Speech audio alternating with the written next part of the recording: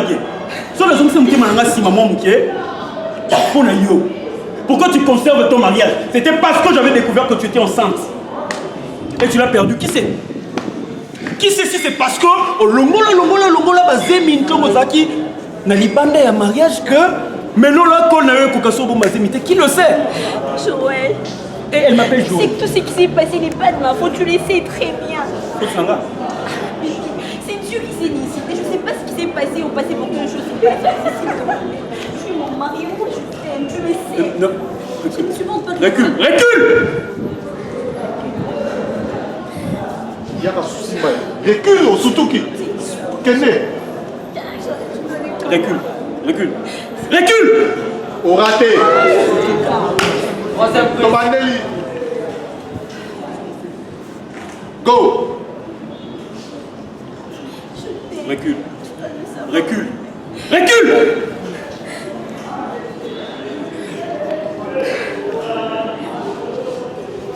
Sors de cette maison. Qu'est-ce que je fais cette fois-ci, s'il te plaît? Hors de ma vue. Tu Béton matin.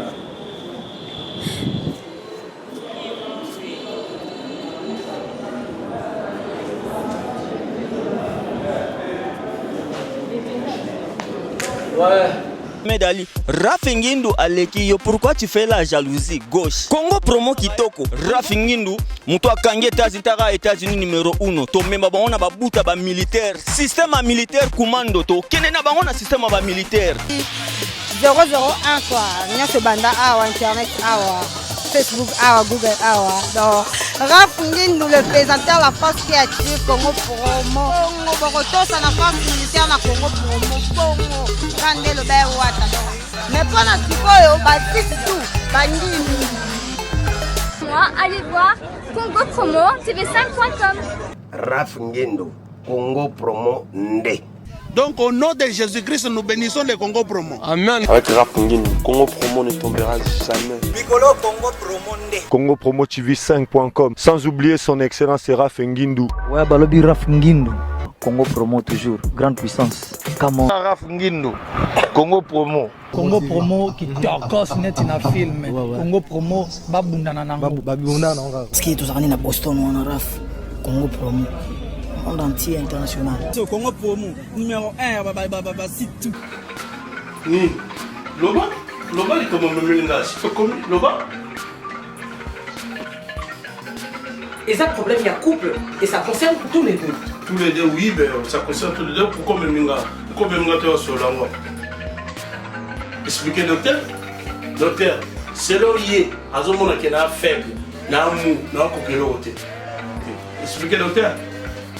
Docteur, mon ben n'a pas azo kokate. Azo kokate, ma kam nanda azo kokate. Il y a un atelier pour trouver solution. Azo kokate? Non, azo kokate dans le sens de l'expliquer. Docteur, biso so tosala ngana salaka mobali nanga pasala mais eyaka ntango mosusu ya liboso batension bastress misala mais ndenge ezali wana asimbaka nga lisusu te asimbaka nga lisusu te bastress batension bavitesse ya poto bafatigue na mutu nakozwa mpe fatigue nazwi mpe bane boli boyeko ok na comprendre ndenge bolobi boyebake baproblème oyo etali batension bastress basurmenage. Ce qui est un problème d'érection, il a conseillé à produit oil. Maxi Bien-être. Maxi Bien-être, c'est un produit 100% naturel. Ils ont complément alimentaire, ils ont la vitamine A, la vitamine C, ils ont la protéine, ils ont produit en fait une fois tous les 2 jours.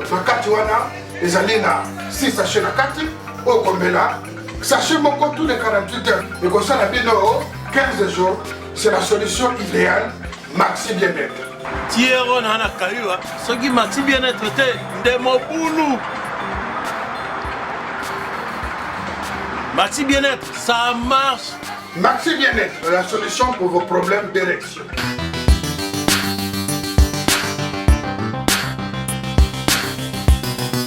dis-moi qui tu fréquentes, je te dirai qui tu es. C'est par ici que nous commençons notre émission.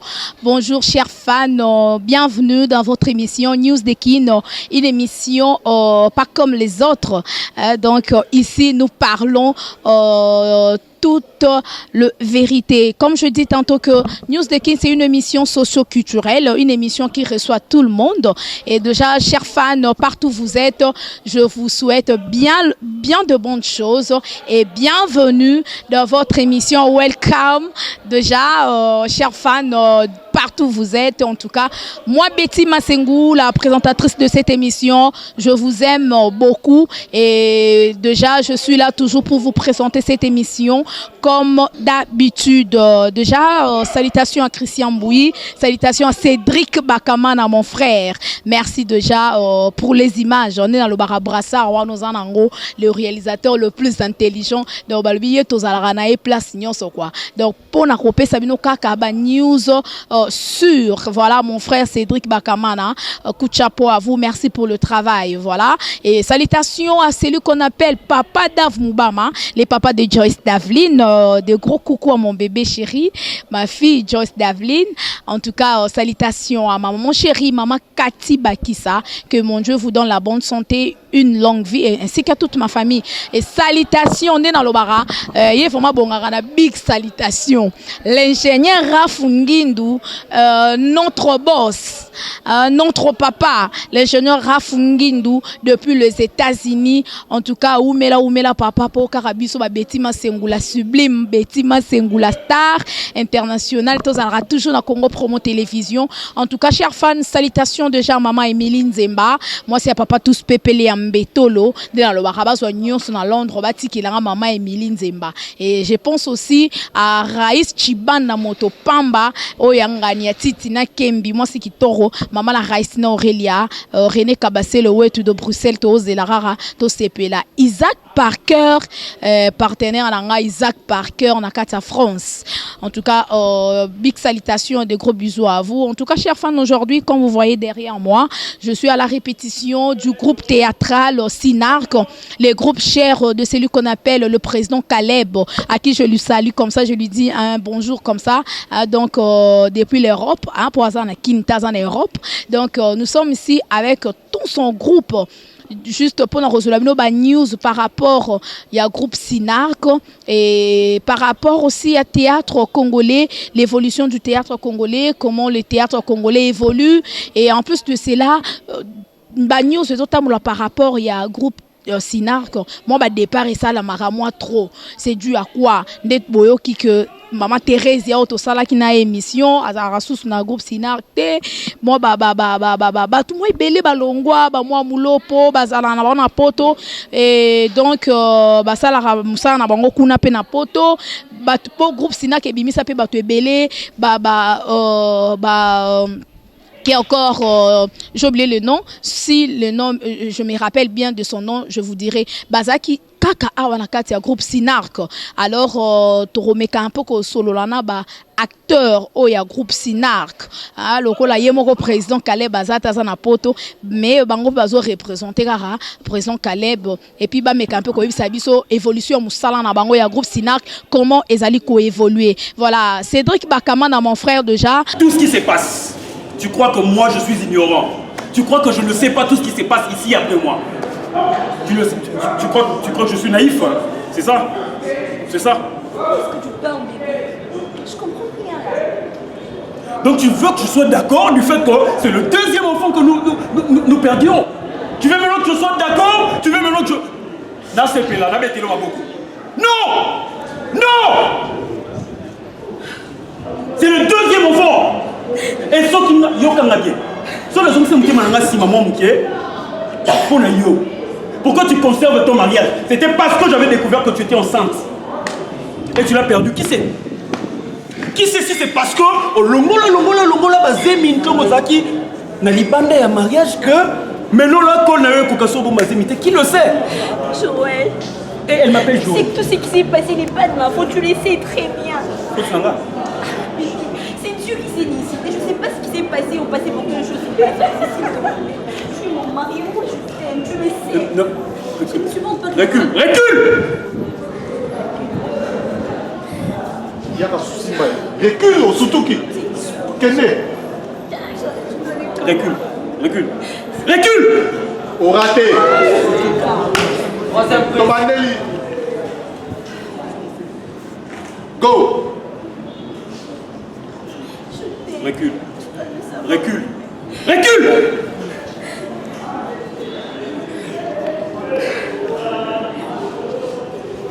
Sors de cette maison. Qu'est-ce que je fais ici, s'il te plaît? Hors de ma vue.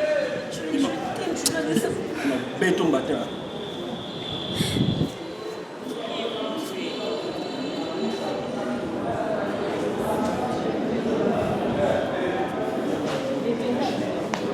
Ouais. Et bien voilà, merci déjà Cédric Bakamana, merci mon frère Raïs Tibanda Moto Pamba à Paris. Donc on est aquí juste extrait mon kekara, il y a répétition, il y a groupe Sinark, le groupe Cher de celui qu'on appelle le président Caleb Toukebana. On a le papa Caleb pour l'émission papa. C'est vraiment un papa. Mais je suis déjà avec le vice-président du groupe théâtral Sinark, Julien, à qui je lui dis déjà bonjour, bonne santé. Bonjour, ouais, la santé ça va. Oui, en tout cas, merci déjà pour répondre déjà à l'invitation. C'est pour la première fois na yambi on a émission nanga News de Kin partout dans le monde entier na Congo Promo Télévision. Peut-être vous avez un mot et à quoi adresser na ba fano balingarayo, balingara groupe Sinark et puis nous allons entrer dans le bain de notre émission. Je tiens à saluer d'abord les fans de Nagnoso, basés éparpillés dans le monde entier. Je sais que vous me portez au cœur. Bolinga mingi. Na ba version nangé belé, ba Julien, ba tous benga économiste chevronné, ba tous benga via carte, ba tous benga liboka pilipili, ba tous benga Julien qui muta donc na moi ba façade nangé belé. Merci pour la confiance, toujours pour vous ne cessez guère de m'appeler, de m'encourager. En tout cas, vraiment, je suis très content, Nabino. Voilà. Merci beaucoup. Donc voilà, nous évoluons toujours avec notre invité. Ndeka Utu Oloba wa Julien. Natala mo ba pièce no trop ba fan no balingara yo pe batalara. Au jouera osara vraiment la particularité té. Secret nos arani. So baté au jouer patron. Au joueur à patron. So baté au jouer muto honnête muto et ça la bien té le gars ba ya wana honnête lo ba wana ba ya quartier. Tu le fais aussi. Donc secret nos arani. Bon, je crois que nous sommes passés d'une grande école où bactères rebelles baleka. On a eu à travailler na papa Sanaroé na papa Biti, sans souci baleka na mindondo baleka na bombo fifi baleka wana. Aza parmi encadreurs na biso bon. Et puis Sinark pesa groupe munene, on a été encadré, on a été formé bon. Bobi ke yemo pe otobenga Teko Benson, Caleb Toukebana. Il n'est pas le grand formateur. Bon, c'est lui aussi qui m'a initié dans Makambo. Il a trouvé le talent en moi. Dès un jour, quand il est venu chez moi, il m'a appelé. Il me dira qu'en tout cas, quand je change avec toi, je sens que tu as l'art. Je sens que tu peux donner quelque chose de meilleur. Il y a un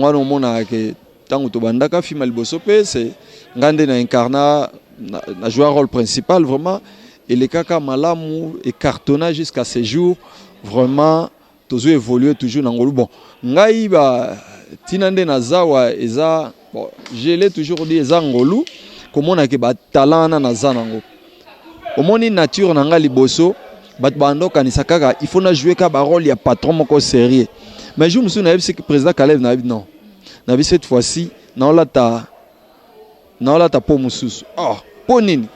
Nabi na obeta Julien l'économiste chevronné na beta économiste chevronné batba là qui vraiment ému na obeta via quartier donc on a via quartier ba vieux balinga ba yeba mambutu ya quartier donc ils allaient appeler cartona ka fo na obeta baliboka pilipili donc ezaka ngolu nzamba cha bon et puis tout travaillant de trop vous savez makasi ya mutu ezalande na répétition sozo travailler trop. Au fur et à mesure, on travaillait trop, donc on s'entraînait trop. Au moins, talent et mata toujours. Donc voilà. En tout cas, c'est bien répondu. Bon, qui très bien, pièce.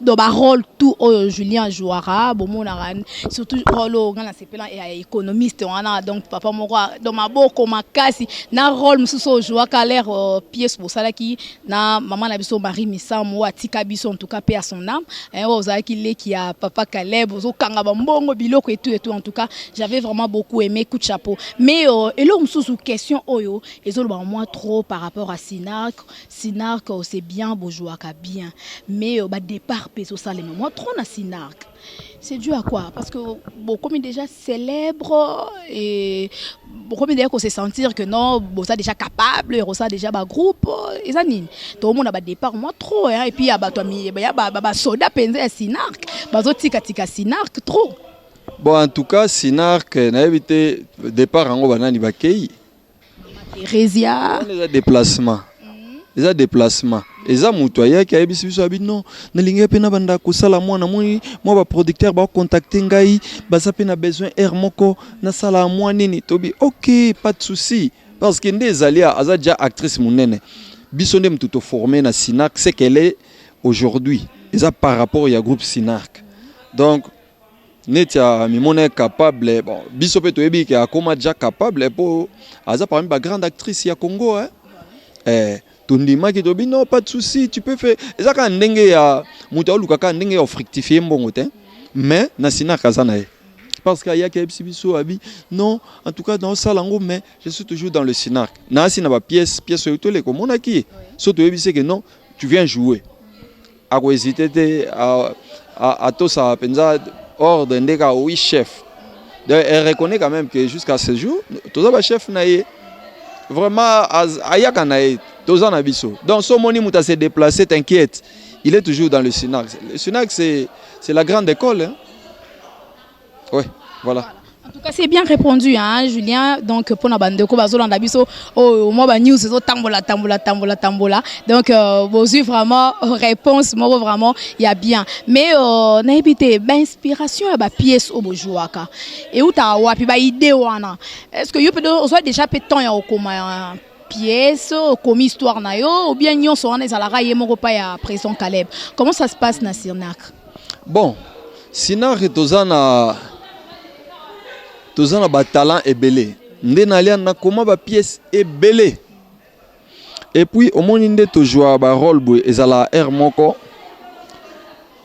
président ko pesa ide no to jouer thème boy bon en tant qu'intellectuel to vandaka on réfléchit totali to sala nde nini neti nga air moko neti ba biso bato to koma pe moi ba icône azaya mo yo mono ko jouer ndeni obinonga mo ina obeta boy ngala obeta boy dingi obeta ndeni obeta boy maku obeta ndeni donc ezala moi bongo et puis nde tozali en tout cas kokomanga na koma ebele hein na koma ebele bo mona pe ba mikolezo ya ba pièce ebele et comme temps siko nga pe na cha ba pièce nanga à l'œuvre donc en tout cas bon kokoma vous savez kokoma pièce moko c'est la dissertation c'est ce que beaucoup de gens ne comprennent pas.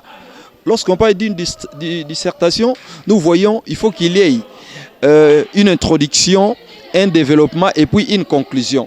Donc, en fait, c'est ça. Ezaka dissertation to sala nanchik, mais yeba siko ozuka ko développer, okozo thème, au moins ngane naza.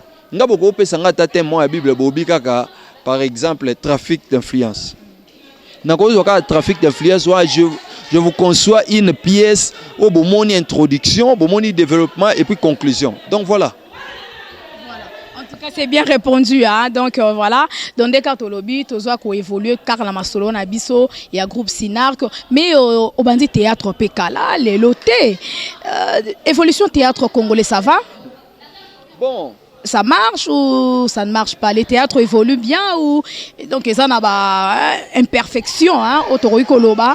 Donc en tant que expert ya musala o et puis comédien o bandi musala o leloté okokoloba nini? Bon en tout cas tant soit peu on évolue hein. On évolue na ngolo nzambe. Vous savez musala oyo neti biso na sangisa ngo toujours na domaine nga quoi. Parce que je suis aussi ingénieur en télécommunication. Hein. il y a des moments où zappé ba misala mususu wana salaka, mais théâtre eza ko évoluer sur le plan financier. Mokonde ndenge liboso ezalaki et abese mwandambu suite ya ba piraterie et puis suite ya ndenge pe bande qu'on a biso ba limiter moi ba production ndenge ezalaki. Donc ce n'est plus la même chose. Donc on a que échanger moi côté finance et equity, vraiment equity. Merci beaucoup. Donc voilà, nous étions avec papa Julien. C'est un papa, hein? Donc père de combien d'enfants? Marié, célibataire? Ouais, marié. Puis voilà. Voilà, en tout cas, il y a un mingi batu balobarango trop. Pobala foya na Sinark. Pobala ezaranini. Est-ce que bino yo sa vice-président? So papa Caleb azatene tibetozana yo vous représentez directement le président Caleb. Blair namoni batu basé belé wana simana biso ba jeune et belé, ba jeune fille, ba jeune garçon, ba maman, ba papa basé belé surtout misusu bilongia sika. Mingi balobi balobaraye ba yaka na Sinark parce que Sinark balisaka. Sinark otako voyager. Ezaranini, ezara je ne sais pas moi, yom doit mieux placer sur éclaircir ba fan bazolanda biso. Est-ce que c'est vrai ou c'est archifo boyo karango pende bat baluba? Bon, moi je l'ai toujours dit Sinark que eza groupe Mokonde Nzambe moi ça la sélection hein. En tout cas so moni ba crante tozana ba mitu ezali awa vous comprendrez que c'est l'œuvre de l'Éternel. D'abord, eza groupe Mokonde ezali conçu idéologie à Caleb et Allah qui s'est allé de toutes les nations faites mes disciples. D'aller gagner les âmes, édifier Bango, téa Bango et puis les envoyer. Donc, Sinark somoni batoualanda, ils a peut-être pour na bonzambe, hein. Ndenge nzambe a sala grâce, a sala abiso grâce na ye, ndenge tozo évoluer et puis toza bon, ndé mabalando lobi en tout cas toza le seul groupe où a balisi déjà to comme na 35 hein. 35 mabala oh et balami na groupe pardon. Bon, ce n'est ni par la force ni par la puissance mais c'est par l'esprit de Dieu. Vous comprenez? Donc ezaka ndenge discipline to michela kaka, hein? Discipline to chaka mwakala yangwana nzambe pa sala biso grâce a fongolé la biso ba porte bongo c'était des prophéties tant que toi là na coulisse mais Dieu a accompli seulement la parole au abandé kolobana ba prophète ndenge na ndenge et bandozo mo mutu moko abimeli bino oh Dieu m'a dit de venir vous dire ceci oh bokomona boy. Donc nous subissons seulement oyo Dieu avait prédit. Voilà. Alors père de combien d'enfants? Je suis père de 2 enfants. Je suis marié à une fille qui s'appelle madame bon kombo moi sinanga Godelive Seya. Godelive Seya Kabangoué. Mon premier fils s'appelle Fideldi Josué David. Que je salue beaucoup. Je l'aime beaucoup. Et puis Joyce Lagrace Kabango. Merci beaucoup en tout cas papa Julien. Mais une dernière question hein, parce que Tozo continue toujours na série à question na groupe Sinark. Est-ce que vous gardez le même lignée jusqu'aujourd'hui depuis que vous avez commencé les Sinark depuis Tilelo lignée wana kaka eza? Est-ce que bobongi mwa mukete ou bien boza toujours kara na lignée oyo bobanda Sinark Tilelo? Nazo lingana nazo kende ka 2 questions na mbala moko pour répondre à une fois pour toutes. Et puis la dernière question est juste na sondage. Boza quantième lelo? Bon. En tout cas sondage à Mikolo on a l'équité à la fois passé bon tous allez na biso premier hein. Ba sondage belé ba né belé tous allez na biso premier. Il y a des moments où bandeko mususu pe ermo ba cause la première biso deuxième banini. En tout cas tous allez toujours entre premier deuxième premier deuxième. On a groupe ni. Bon ba groupe eza ngwe belé hein. Ba groupe eza ngwe belé on a cité à te pour nous ça publicité na bango mais au moins tous allez premier mingi. Surtout tant que ezalaka mambo ya mwana mboka. En tout cas so cheka ka domaine à théâtre populaire Sinark a remporté en gros. Botoy ba kututé comme air moko soke zali au théâtre populaire autour classique bon. Eza nango bongo mais na sondage en tout cas to maintenant toujours place na biso. Une question. Lignée. Tout ça là, toujours dans le podium. Voilà. Donc voilà. Vous comprenez, on a eu podium. Parmi les 3 premiers, on a toujours dans le podium. En tout cas, lignée, nous demeurons. Peut-être deux fois, mais au moins, tous allez toujours tous allez qui. Malgré bitumba yandenge na ndenge zo la biso na vie, mais on est méticuleux. Hein? Nous sommes ensemencés par Jésus-Christ. Donc ndenge zali wa bitumba zo ya nango vase marée zo ya mer. Biso yo nous demeurons hein tozo bundaka kana nzambe yo yebika nde vie chrétienne ezalaka. Et bitumba zala ya ndenge na ndenge mais topic la kaka. Donc avec Jésus, on est toujours là, on se bat. Voilà. En tout cas, merci beaucoup. Voilà, nous sommes déjà à la fin avec Papa Julien. Alors pour se séparer, un dernier message, on a Bafantou, Balandio, Baretenini na passage dans une émission na biso alelo. Et je sais pas si vous avez aussi quelques salutations. Là, je vous laisse quelques temps, hein, juste 2 ou 3 minutes comme ça. Ouais, je tiens d'abord à saluer le président fondateur du groupe Sinark. Bienvenue tout Kebana, je le salue, on est ensemble. Ayebi. Jules Mvemba, je le salue. Roger Ala, Napesi Ombote, mon oncle. Fiba Menga, Napesi Ombote. Rodi Bolaja, mon cousin, Napesi Ombote. En tout cas, Diane Misenga, aux États-Unis, Napesi Ombote. Celle-là, c'est ma petite sœur propre. Napesi bandeko nanga nyoso Céleste Mbese mon ami napesi ombote napesi pe Jean Dosimao Al-Qaïda napesi ombote napesi pe ya Grévi Foutila Liebo napesi ombote parce que vous êtes oza quand même mutu oyo sunga biso pe na Angola tango to yaki en tout cas mutaliboso e apesaka biso ba 100 000 kwanza nanu argent de poche c'était lui wana tango to yaki tango to ngato kende pe apesaki biso Jean Dosima a soutenu Bisso. En tout cas, Baza et Belé, Alfonso Chikumba, au soutenu Bisso. Bon, papier ambassadeur, pas Sungaki. Pastanango nani, Pastanangai. Mutunangai Guy. Mutunangai Guy, donc. Mukonzi a antenne parabolique na kati Angola. En tout cas Mukonzi a antenne parabolique na kati Angola mutu na ngai Guy parabole. Pasteur Semi Blaise pe na pesi ombote. Vraiment on est ensemble bandeko na ngai. Et là on a Sabino kaka. On est toujours ensemble na bino. Bolanda toujours ba surprise ezali ebele. Et puis bientôt là, bon mon ngai en gag, la version Julien l'économiste est chevronné. Donc, je vais exploser encore. Donc, voilà. Merci beaucoup. Voilà. Merci beaucoup. Voilà. Merci à toi, Betty Masengo, Ndekonanga Wewa. Vraiment, merci. Caméraman Nabisope, mon Cédric. Vraiment, je vous remercie parce que pour l'anniversaire Bisopona, tout mes solo là. Merci beaucoup. Voilà, en tout cas, merci beaucoup. Là, c'était Papa Julien. Donc, maintenant, je suis avec Papa Papa Bobby Kabessa. Voilà. Bob Kabessa. Bonjour. Bonjour, ma soeur. Bonne santé. Voilà. En tout cas, c'est pour la première fois. Nayambio na News de Kin, émission Nabiso, na Congo Promo Télévision. Peut-être vous avez un mot et à adresser na Bafantou, Balingarayo, Balingara Groupe Sinark. Et puis nous allons entrer dans le bain de notre émission.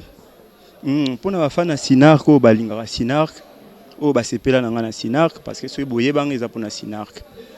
Na repé Sabino Mbote place nyonso bozali, bolandara chaîne nous eza chaîne mora bien pour muta représentant au talara. Bien, tout ce qu'on fait c'est pour vous. C'est pour vous, plus c'est pour la gloire de Dieu.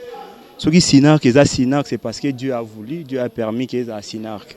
Et chaque fois devant Bino, c'est pour vous dire un mot venant de Dieu. Donc ce que l'on a introduit, merci beaucoup, mais absence il y a présent Caleb, tout le monde groupe, vous avez répété. toujours en action. Pourquoi? Eza nini po yemo kwatika ki mot d'ordre ou bien bino déjà pe boana bino capable ata présent Caleb aza ata zate donc musale ko évoluer kaka. Bon, groupe Sinar qui est un groupe mature hein. Tout le monde a une aventure. Groupe Sinar qui est un groupe d'abord il y avait intellectuel structure ezali. Nous avons une structure auto-respectée. Donc, Caleb Arosa a 2 ans, Rosa a 3 ans à l'extérieur et causé biso préjudice parce que atika structure mo evanda. Donc, vice-président Azali, chargé à communication et marketing Azali, chargé à répétition Monikuna ba junior Bazali. Donc, ça s'occuper de ma mounion, ça dit nana Bazali pour la finance, tout consort. Donc, groupe Sinak évolue normalement, il a un cours normal, président Azalate, le travail s'est fait. Le travail s'est fait parce que Caleb a un kilka biso ba manière nyonso pour na musale za bien. Donc tout banga ate que président zate. Tout banga ate donc le lot ata lobe robeng abso spectacle même sans président au moins un comité et ça organisé et ça la nyonso que oza satisfait na ndengo bengi biso na production na. C'est un peu ça. Voilà. En tout cas c'est bien répondu hein voilà mais nakati ya groupe osanani à part pour na moni ba fonction awa na groupe ya présent Caleb au mona o azanani o azaboy ngana za chargé à communication et puis chef il y a commercial donc tout ce qui est commercial est à la rangai et nyonso wana zangai donc média même si na les graming na TVT bato nyonso mona ba lekaka wana bazwa aval na ngai ne sa bango non leka dit ceci pe sa programme boy et donc na yeba nyonso les na groupe c'est vraiment ça mon travail. En tout cas c'est bien répondu mais on a kati ya groupe Sinark mutuna oyo batu na rango moi trop ba groupe Sinark presque bino nyonso mona marié to mona mingi bao bazoya sika bango nde bazoya na babulu wana na kene Sinak ponga pena ke na bala na kene Sinak ponga pena ke na voyager et ça c'est par rapport à quoi? C'est parce que groupe Sinak est un groupe et alliance. Oui, tout ça l'alliance nanzambe to bandara na ba début wana et cause la moitié à théâtre cause la mobile à théâtre et zala ki lokolo za marginalisé c'est comme si bilo msoko sala ngote ozomona cause na théâtre za ko balate. Et nous, lorsqu'on priait, dans la prière, on disait à Dieu, parmi les requêtes, nous sommes dans un groupe. Et ça qui est Nzambe, ça là qui est un groupe Sinar qui est des mariés. Et puis, un mariage solide. Au monde, biso to prière enfin que tout ça l'exemple. Quand on prie, on dit que non, de toi bo Nzambe ba théâtre groupe est belé, mais biso to za ba modèle. Yango moni ba résultat ba prière auto sala yango zo mona ba fruit nango ba to bazo bala. Et ça peut m'embêter mutual longue place à Zakia le bagina qui na groupe Sinar parce que non mon abatu ba réussir. Ozomona là où il y a la main de Dieu batu ba rakaka. Et puis biso to quand la porte to le bagina non le quoi to za bénédiction mo quelconque to quand la porte soirée pas na biso mo non. Nous ouvrons nos portes yango to benga bato bani ba ça théâtre. Baya na groupe Sinar to ya bango à bras ouverts parce que nous sommes là pour eux. Ce que nous avons réussi c'est pas pour nous, c'est pour tout le monde. Ozomona yango moni to pesara o to zo pa nzambe eza ya bisoté. Si Dieu te donne c'est pour communiquer aux autres aussi cette bénédiction là. On n'est pas béni pour soi-même, on est béni pour les autres aussi. Que vous avez un mariage solide mais to ka mo ba nungu par rapport à batumi babala na sina net moi mulopo azana poto ke libala na e mo nungu nde ba news e panzana donc question open no linga yo répondre pas moi aux appels membres ya Sinar que vous allez mieux placer pour na ko éclaircir moi et le quoi na par rapport na ba fan nde ba lo mo ba news e tambola et puis et pas yemo kopé le président Caleb libala na mo nungu est-ce que c'est vrai ou c'est archi faux? Au moni kozala muta TV hein. Kozala muta TV ça na ba avantage et puis na ba désavantage. Donc na éclairci peut-être on comprendre nungu teneti ko kabwana libale kabwani. Kozala muta TV ça na ba avantage et puis na ba désavantage. Ozomona soki na lobby mariage solide c'est parce que ça mariage solide. Les a solide ndé na episo que solide. Mais le problème c'est quoi? Il peut arriver dans parcours bozu problème. Ozomona ko soit négoza nango ko soit na normal parce que dans tous les couples ceux qui na couple ya Abraham et ça qui na ba dispute. Ozomona combien plus forte raison ba couple en biso pebo. dispute kozala nango mais interprétation ya batunde mais eloko eza ya nzambe ata bato baswani lelo lobi babongisa na bango bazonga na bango normal ozomona to lo baka te ke no lokwa baswani ba roswana te na lobi te ke to roswana te mais na lobi ke to roswana biso. C'est ça le mariage. Le mariage, il y a tout dedans. Bo roswana lelo bo betani bambata mtake pa na bango mais pour le bobongisi parce que boyokana ki ke bobala ni pona libela. C'est ça. Couple là to lo ba ke basa bango normal hein, président Caleb, ya moi Mulopo. Rosa na ba conflit mais ba rosa na ba conflit. Mais ndenge batu ba bimisa ngo siko yango wana te. Ozomona. Et lo rosa na muke mais tellement za mtate fi ba comme ça munene. Et puis batu ba lui ba n'importe quoi ba kisi ba mesana ko bakisa ba kisi ya bango. Ba bakisi pe ya bango. C'est bien répondu. Alors pour finir, un dernier message pour tous les donc tous Harayum tous diriger biso quoi en tant que chef ya média voilà oui tout le monde dit bangonyo spazana donc là on kene nangai donc bisika bazali donc tous aura moro voilà on a tous ana Belinda bonjour bonne santé. Merci bonjour madame bonio. Ça va par la grâce de Dieu. Bafan Bazolando la Congo Promo Télévision monde entier. Na émission la News de Kin avec moi Betty Masengu.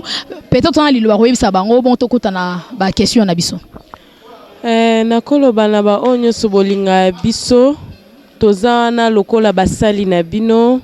Tozana lokola bandeko na bino pona ko sepelisa bino. Tozala kaka prêt. Na nyoso o bozana ngo posa c'est tout tolingi bino mingi bino pe na ebike bolingaka biso en tout cas totika la décevoir bino te donc bo continuer na bolingo na bo timola lisuma bulu ya bolingo na parce que eza vraiment ebele o tozo bombela bino bolingo na bino donc tolinga bino vraiment. Merci beaucoup. Mais question mo na tout na Belinda ba fan bazolanda biso secret na weza la rani to mona ko ba rôle ming ba pesa ko incarna ngo bien ezara pona nini ezara po déjà ou meli déjà na Sinac ezara pona nini donc mais quand un peu ko éclairci bande bazolanda biso bon eloko nyonso na vie po okokango il faut olinga ngo na premièrement olingi na musala na yo nga na linga d'abord musala na nga et puis na lukaka na yeba na mata nazala niveau nazalela ite dona lingaka na mataka pona sepelisa abino eza eloko aliboseza ko lingaka musala oyo en tout cas so lingango kaka nyoso rosala eza bien ouais mata wana pe lobi to mona pe o Belinda za suna Sinac te pa comme maman présidente akepe ko tourner groupe nae ailleurs. Ah, là je ne dis rien, là je ne dirais parce que nazana idée wana te na ebi pete un jour soke roya. Na koloba pete ke na ko sala kango te mais lobo sutuka na sali yango en tout cas na loba nanga eloko te mais en tout cas pona nga esengwa Belinda ezalaka azala na kati ya groupe Sinac groupe oyo epesa e kombo ya Belinda groupe oyo esali ke lelo mokili mobimba baye bangai. Donc na sepela kozala ensemble na bandeko nanga kozala ensemble na président nanga yango ndeze sengwa motema nanga vraiment je n'ai pas l'idée ou un jour que nako quitter groupe pour na kende sika muso en tout cas ça je ne sais pas nako lobate ke na sala ngote parce que to ebilobi ya mututé to ebi pe ko lekate mais wa kuna lobake non na otikala osala ngote vraiment peut-être na lobake na kosibino pour bon na peta msu likamobo na salielo mobo mais en tout cas moi je ne dis que Nazan a besoin na ngote ouais. En tout cas c'est bien répondu Belinda. Question sous dans tout na ezara ba news ne tambola rande dans le ba news de qui c'est une émission il y a vérité pour les tout est permis dans cette émission sauf le zingir. Ba lo ba moins mingi que ba fille à théâtre ba sera ba moins sérieuse ba bimana ba président na bango. Est-ce que na Sinac kezalara tout ezala té? Pour ngai premièrement le président Caleb, c'est mon papa, c'est mon président, c'est mon chef. Nazan a droit à respecter ndenge azaleli. Namokili baloba kaka. Kozala moins sérieuse ezandenge ya mutu. Parce que mutu nyoso azandenge wana te mutu na mutu aza caractère na ye o auti nango na libota na ye. Soki aye kosangana na batu, soki aza ya mabe ozaka mabe. Mais so aza na besoin nango te je ne crois pas qu'il y a Rosala mon boulot, à Ozapen Dumbate. Pour nga na mona ke biso na théâtre, ou bien fille à TV, il faut qu'on y ait baka ke oza mwasi. Yebaka na mutuno ke ngai na loka nga Belinda naza mwasi. Un jour na obala, un jour na kobota, na ko vana na kati ndaku na nga. Donc eloko nga na koloba ngwana ba fille à TV wana eza makanisi. Parce que nous on vient ici c'est pour travailler. On ne vient pas blaguer, on ne vient pas toi ko ça la bêtise té. Na kolonga jamais na longa nda kuna pona ko ça la bêtise na groupe ou soit. Mais na e baraté ye soki président wa lingaka me basi wa olinga combien? A olinga combien de basi? Bon mon appétit même boloko la nga boy lelo alinginga exemple le lobby azana maman to lobby azana Nadine boye bisanga akozana biso combien avant boloba botala kapenano toza basi toza bekela mwanzambe mwasi aza sacré aza eloko mo eza sacré pona nzambe donc boloba kaka bilobela tika boloba kate toza batu toza toyaka nde kosala musala toyaka kotambola pamba te parce que na tikinda kunanga naza responsable tout fait na tikinda kunanga na tamboli na nzela papa pata msuna zo express nanga tina ya apona osa bêtise mais non na kosala ngote eza bisote. En tout cas, on n'est pas comme ça. Vie on est faut longolango. Besoin théâtre, besoin via TV, journaliste, comme une femme, comme de besoin sala. Parce que ça musale fouté la biso bandaku, et ça musale lati sandeng bon peut-être on a télémi boé na lati boé ça musala nanga mutelati singai. Ozo comprendre donc bosala ke fort bolongola eloko wana na mutu. Toza bongote. Toza bongote. En tout cas, c'est bien répondu, Belinda. Alors, pour se séparer, un dernier message, on a battu sur Balandio, Balingarayo, et puis quelques salutations. Merci beaucoup. Naeko pesa mbote nanga na ba onyo so balinga groupe Sinark. Na lingi bino mingi. Ba fan Belinda. Na ba poto Bozé belé na bangola. Donc na pesi bino ba bisou ebele, na pesi Sevine Mbote, na pesi Fallon, donc Fallon petit nanga moko. Donc yo na beta pe tolo quoi. Na beta tolo na Suisse Fallon, Sevine, tout le monde. Na pesi Jean-Marie Mouteba Mbote, na pesi en tout cas bazé belé, ce pe na bando tanga ba donc vraiment belé. Na Kinshasa na bosani binote. On est ensemble, donc Belinda vraiment alinga bino ba fan nae. Nebi ke bino pe bo compta sur nga. Na lingi bino na décevant bino atam kolomonte ke bo yo kanga na babuzo bana. Merci. Voilà, merci beaucoup Belinda. Voilà, na le canal pas maman to, hein, Cédric Bakamana. Voilà, bonjour, bonne santé. Bien, Nangolo Nzambe. Alors, pour la première fois, tu as bien Congo promo na émission la biso News de Kin avec moi Betty Masengu ba fan bazolanda yo. Lilo banan na bango après to rekota na ba question na biso. Bon, na pesika bambote na ba fan so balanda biso, bati katelanda ka biso. Donc biso toza pona bango, bango pe bazaka pona biso. Donc bati kate balanda kaka. Voilà. Alors na pièce ozo jouer oyo, mais quand un peu ko yebisa ba fan no bazolanda biso. Idée wana eza nani? Idée on pièce au besoin jouer Mikolo. Idée ça président Emo Caleb. Est-ce que déjà pour toi comment déjà histoire moko nanute? Comment nana komate bana banda nana komata histoire moko te. Mais pour nani histoire est la rayote ou bien incapable ou bien bolingara papa Caleb Yemoro le président du groupe Sinar qui est mon capé ça ba histoire to atiki la rabino tenté ezara pour nani? Non, président est là tout temps o alinga sali comme ça ça histoire na ele solo na ye nango mais ngava nanu na sala ngote. Non na sala ngote. Alors ba fan bazolanda biso oyebisi bango nini et puis quelques salutations. Ba fan bazolanda biso na bisa bango nini ne bisa bango balanda ka groupe Sinak. Mama Lou aza pona bango bango aza pona Mama Lou batika te to linga pe mingi bango ba critique wana mo ba remarque wana pe sala pe biso musala ekola. Ozo mona ya ko finga te mais moni pièce o no jouer ki bo moni boy ah ça rappelle biso moi bien ozo mona neti mama lambi biloko ne ba pesi bana bi mama biloko on lambi lo songo makasi bo ya solo peko ezala rande ngwana mais na pesi ka bambote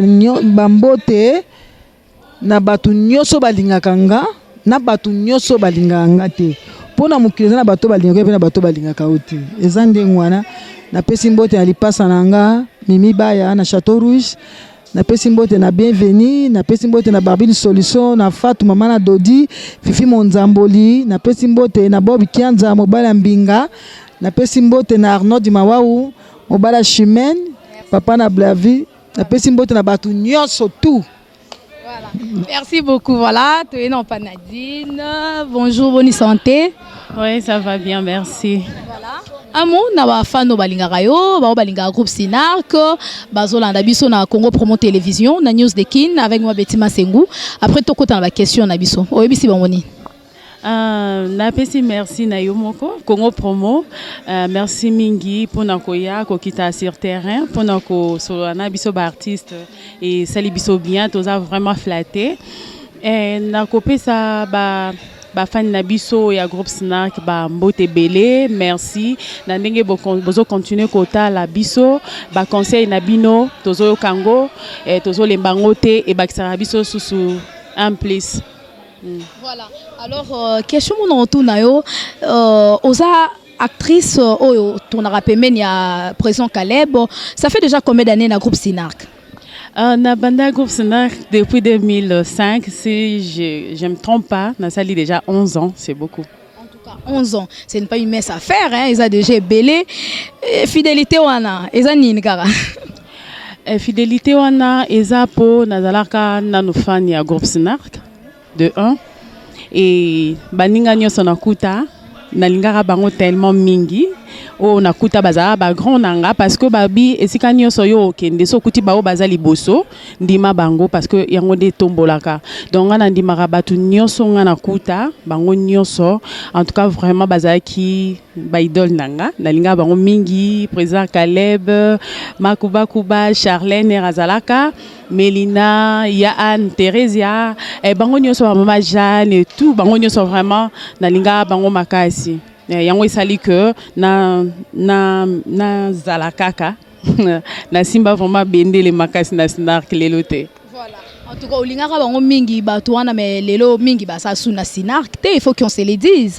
Misu basa c'est ba groupe na bango balongwa mais yo za toujours na groupe Sinark oza ko évoluer on pensera pas un jour payer pour que au sali groupe comme ça la groupe nga non non capable était ou bien ça donc au nako banisi ndeni pour misu balba ke leadership babo tarmarango est-ce que et ça c'est dans le sang que on ça appelle un jour maman présidente à groupe là ou bien non on ça toujours évoluer dans groupe Sinark qui a président Caleb. En tout cas vraiment question on est à malam proposé par artiste mais pour nanga je ne pense pas yako longwa groupe Sinark sitôt non naza nango même pas na makanisi nanga na lingaka groupe ango ba groupe ezaki belé ba jouer peu bien on se le dit ba groupe nyonso ba jouer bien mais na préféraka groupe Sinark pour nanga. Alors tellement na ya awa bango ba formanga ba salanga na zaladina na lelo makanisi wana ya kolongwa sikoyo ou bien après na mutu nangezate ezate oui mutu akoza la paix avandi ala muki kande to yo karabatu mususu lalo la muki olobi ke non na président ou bien présidente oui et qui par nango te hein pose à la président ou présidente faut à la ozana ba million batba ozaka mais pour nanga na mona ngo il faut qu'on na makanisi kola vraiment na musala oyeba elo ni na osala lobby pona ko sala lelo ta musu lobby na fouté hein et belé pe basala ta mususu lelo bazo regretter ah non fa na vanda nanu yango to lo bakande to kaka na église ba lo bakana vanda na makula papa ou bien na vanda na makula mama ndenge mo dina na azana na makula papa Caleb na otala musala na oyekola nazo ko apprendre pona za la forte lobby. En tout cas, c'est bien répondu. Merci beaucoup. Question à Yasuka, Potoleka. Mais, namoni na groupe Sinark, mibali e belé babali bazo continuer. Mais presque basi mingi babala na groupe Sinark lelo ba kata na bango théâtre. Dinana lelo soko bali le robio linga groupe Sinark mingi rozalaka. Est-ce que to mona okara na groupe Sinark ou bien otika na théâtre pour comme une femme ménagère. Donc bien on mélanger tous les deux à la fois. Merci madame. Oyebelo ni ninga na lobaka. Mon bel nanga mo azana fan nanga. fan nanga ya suka libela alinga ngane na jouer soki na sali mo erreur le non chéri koto sala kera Nathalie na moni sali bo on moni tellement encourageanga bon na limite lobi na olongwa parce que eza na ba femme mariée oyo peut-être mususu information wana et que les cas bien té pour ba comprendre que ba femme mariée ka ba kendara to na ba femme mariée to na maman Jeanne a femme mariée balakala na snark toza na Caroline abala toza na batu ebele o babala bazaka na snark et lobi te ke soko bali fo longwa po mobala o mona côté oza peut-être amusu ba royiba yo bien ne balo ba si a média ba si a télé baza ba moins sérieuse non ba jijara biso na musika te il faut ba poussa na pembeni oui tozo yo kapé po toza batu to ko lobaka te ke batu ba o loba mabe peut-être amusu ba kanisa mabe po ba mona rapé o batu ba omona yango ba oloba mais nga na lobaka il faut ko poussa na pembe na mutu po juger bien oyeba nani azanani bon na snarka biso toza mingi bolingo to se soutenir mingi na bolingo soki na oki mama lo azui problème il faut na kende so na okuti o azui problème il faut na kende parce que toza na kata famille mais ya mobile nanga soki mbala moko ya balinga na kende po mobile mama lo na fani ya snarka mobile nanga fani ya snarka mibali na biso nde toza boto bazana no ba fani na biso moko ya liboso donc ba to ko longwa snarka te po to bali. Non. Merci beaucoup. À part Sinak, groupe Nino, pour Sinak, peut bobunda na groupe Moboye, na ba sondage, o abimi premier, o abimi deuxième, o abimi premier. Groupe Nino penzo Santara, so to tie bango boye, to te Sinak, to te pena groupe na bino, boro beta na vraiment. En tout cas, le groupe Nyonso est meilleur. Pour nanga, le groupe Nyonso est Kinshasa. Le groupe Nyonso est monde entier na loba et ça meilleur. Na groupe Théo na loba que no groupe eleki te Nyonso est kitoko. Quelques salutations. Mes salutations na ba fan Nyonso edi nana ba fan Nyonso groupe Calais groupe Sinark na pesi mbote na président Calais Besika Zali na Paris na pesi Bibichi Divengele mbote belé Karine Manessa na pesi Eloge Mananga ba mbote belé na pesi bango Nyonso chargé à répétition voilà.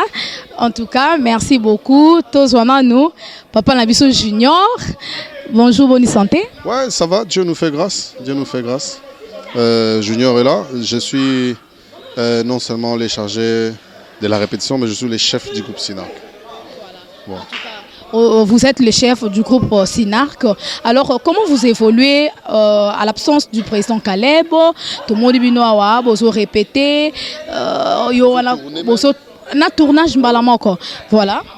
Oui, le président Caleb nous a formés. Lelo, biso ba leader mais nakata mouvement. Biso ba leader ali bandate. Biso ba leader nakata. Il a formé des leaders, c'est vrai. Aujourd'hui, il n'est pas là, mais tu vois, la répétition est là. Et je t'informe que le mercredi, on commence avec le tournage sans lui. Na auto sala article ngai film et auto sala comme on a mbongo zoloba. Et les gens à internet déjà. On a fini sans lui. Je dirige donc tout se passe très bien. Quand il n'est pas là, on fonctionne comme s'il était là. Parce que tu as déjà vision, tu as Moussala, Azan a confiance dans Bisso, tu que non, Nazate, Junior, beaucoup tourner mercredi, dans le scénario, beaucoup tourner mercredi. À routine le scénario, lobby dans travail scénario. Mercredi, on commence le tournage. On finit sans lui. Ouais. En tout cas, tout le monde comment vous avez vraiment en action. Hein? Alors, un dernier message. Programme si vous pouvez aussi donner votre numéro de téléphone et redépendre de et puis quelques salutations pour boucler. Un dernier message. Passage surtout na émission na biso lelo. Merci vraiment Moussala ba journaliste yango.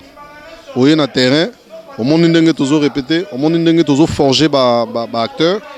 Au monde ndenge tout travail. Ça veut dire que ceux qui acteurs à sokokate, on les fonce à ce que akoma place au tolinga koma. Voilà. Merci Nabino Ndebo Talabiso Awa. Ça prouve que vous êtes des chasseurs d'images.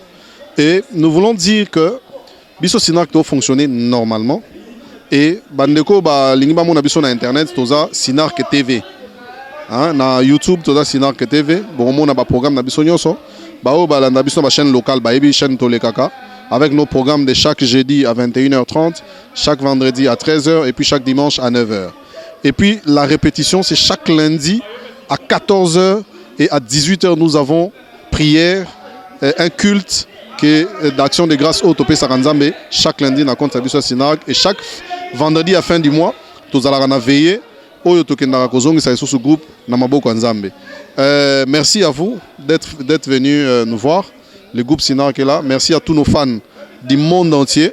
Hein, vraiment, Topé Siminombo Temingi, Bandeko ya Angola, Bandeko ya Poto, États-Unis, vraiment monde entier, Topé Siminombo Te, Bandeko Poto Bamona.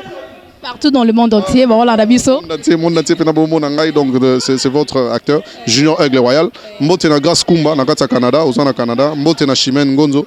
Mbote na Mercia Mouko, na Kati ya États-Unis. Mbote na Fifi Solange, Masananga la Faito, Yoyebi. Donc, Tsango président Zoya. Botine na Mbote tana paquet. Mbote penza tana fungoli bonamoni beaucoup mutezo pesa Mbote. Voilà. En tout cas, ça n'est fini, hein? Donc nous sommes déjà à la fin. Merci beaucoup pour se séparer. Pour se séparer, na opesa Mbote ko kanenge zalaka. Na opesa Mbote na Junior Itoma na Belgique. Na pesi Mbote na Diana Rose, na pesi Mbote na Eric Diatou du gouvernement, na Bosanité na Dine Masuki, na Didé na Bana Nyoso, na pesi Mbote na Gilles Debing, papa leki na ngai na Belgique. Nous sommes déjà à la fin. Le temps nous fait vraiment défaut. On est dans le bara, les bonnes choses ne durent pas. Et time is money, n'est-ce pas, Cédric Bakamana? Voilà, nous sommes déjà à la fin. Merci à l'acteur, à l'actrice, merci à chef tout. Il y a groupe Sinarak, on a Emoko, le président Caleb, on a Bob Kabessa, na Lola Milambo, Lola Moucheni. Donc voilà, merci beaucoup. Nous sommes à la fin. Si vous avez aimé cette émission, dites merci à moi, Betty Massengou, la présentatrice de cette émission. Dites aussi merci à celui qu'on appelle Cédric Bakamana pour les images. Merci beaucoup mon frère. Pourquoi pas Papa Dave Moubama, les papas de Joyce Davlin, Timothée Piana Serge, notre cordon, Babi Baressé Belé. Voilà, merci à notre boss, l'ingénieur Rafungindou. Voilà, on se retrouve à la prochaine. Au revoir, bye bye. Ciao, merci.